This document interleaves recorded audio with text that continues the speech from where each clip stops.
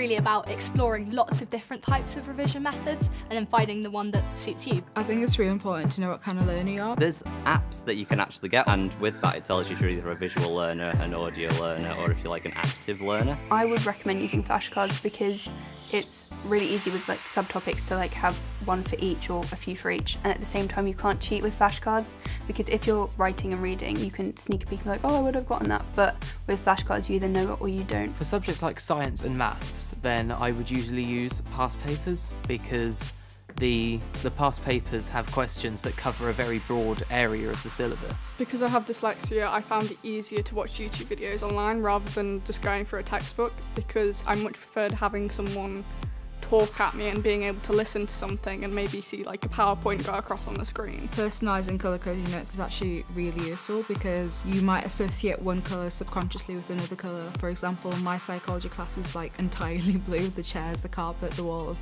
so I'll just highlight everything in blue. Whenever you've just learned a topic in your class, you should do it immediately at home and revise it.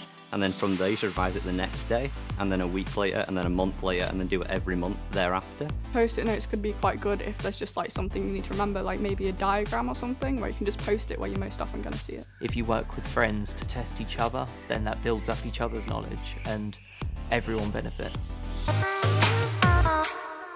Flashcards are probably the best for memorising a lot of information quickly. You can use them basically anywhere. You can use them on the bus, you can use them on the train, at home. There's also quite a lot that you can do on your phone as well.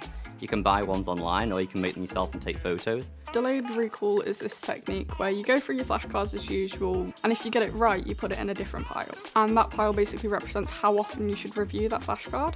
So say you were doing chemistry and you kept on getting the flame test for sodium right, there's no point in going over that every day. So it reduces the amount of work you have to do, but at the same time it almost trains your brain to think further back. I went on YouTube and just typed in revision song, and there was this a video of someone playing a ukulele and singing everything you needed to know about GCSE maths. And I just remembered listening to it and it just helped me with like the area of a triangle. I might need to learn what osmosis is, so I'd have two different post-it notes, one about water, then maybe one that says transport. Then I have that in two places that kind of are similar. For example, I might have it near the kitchen sink, that is water, transporting. I would rewrite my notes or repeat sentences over and over again so it like stick into my head. I had a mnemonic which would allow me to analyse a poem and know exactly the features that I was looking for in a poem, which was really helpful to have sort of a checklist. History, I used a lot of mind maps because obviously in history you have a lot of branches and one thing leading to another. Mind maps work well because they're a quick, easy way to basically assess the knowledge that you currently have and ways to improve in the future. They helped me remember more key concepts, ideas, formulas. I have big mind maps.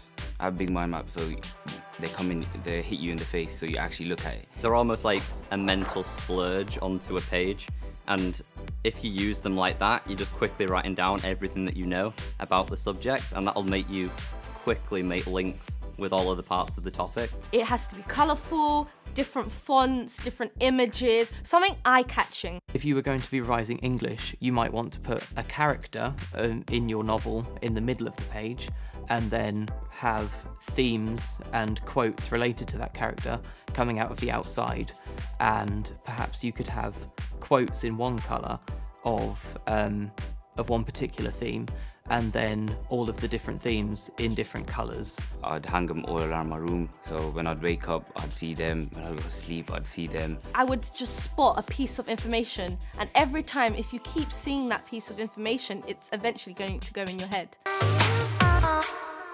If you don't ever practice a full past paper in the allotted time, then you're going to come to the exam and spend 2 hours doing a 1.5 hour exam and obviously not finish it. I used loads of past papers. I think by the end of it I went through pretty much every past paper there was, because really there's only so many questions they can ask. Knowing information about a subject is one thing, whereas applying it to a question in a test is a whole different thing. Command words are really important to revise because you can know the stuff, but if you don't understand what the question's actually asking you, you could lose half the marks. For example, if it says describe and explain something and you just describe or you just explain, you'll only get half of the marks, even if you answer it really, really well. They specifically tell you what types of questions are going to come up and what sorts of topics the examiners usually cover. If you're struggling with past papers at any point within your revision, don't worry. I found that by writing down the questions and answers you got wrong, you could then learn from it after. It was my teacher's feedback that really gave me that insight in, yeah, you need to do better here. Your teachers are always helpful, they're always going to be there for you. If you take a look at the examiner report, which you can also find on the website, then you can see a comment from the exam board about why people didn't do well in a particular question, so that then you know what you need to brush up on.